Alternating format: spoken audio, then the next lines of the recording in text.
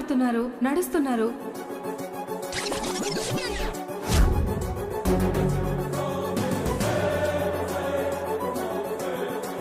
ఇంకా ఆవిడ కనపడలేదా? లేదమ్మా. ఆ తర్వాత ఆ ఏరియాలో సీసీ కెమెరాలు ఎక్కడా లేవు. తెలియలేదు.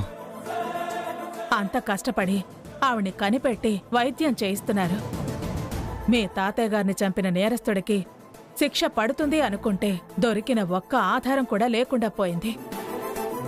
ఆవిడ కోలుకున్నారు, నిజాలు చెప్తారు, నాన్న ఆత్మకు శాంతి చేకూరుతుంది అనుకున్నాను.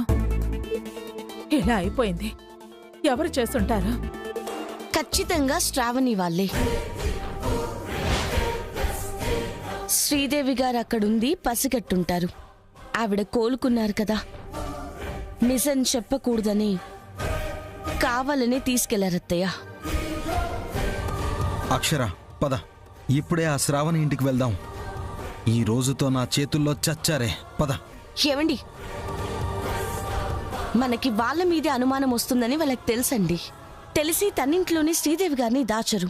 కరెక్ట్ అమ్మా. ఆవిడికి ఏ హాని తలపెట్టి ఉండరు కదా. ఎలక్షన్ ముందు ఆ పొరపాటు చేయరత్తయ్య గారు. గెలిచేది ఎలాగో వాళ్ళే అన్న ఓవర్ కాన్ఫిడెన్స్ ఉంది కాబట్టి ఎలక్షన్స్ అయిపోయాక మన రాజ్యమే కదా, అప్పుడు చూద్దాం అనుకుంటారు. అప్పటిదాకా ఆవిడ్ని ఏం చేయరన్న నమ్మకం నాకు బలంగా ఉంది. ఈలోపు ఆవిడ్ని ఎక్కడ దాచారో కనిపెట్టాలక్షరా. కనిపెడదామండి. నేరం చేసిన నేరస్తుడికి శిక్ష పడక తప్పదు.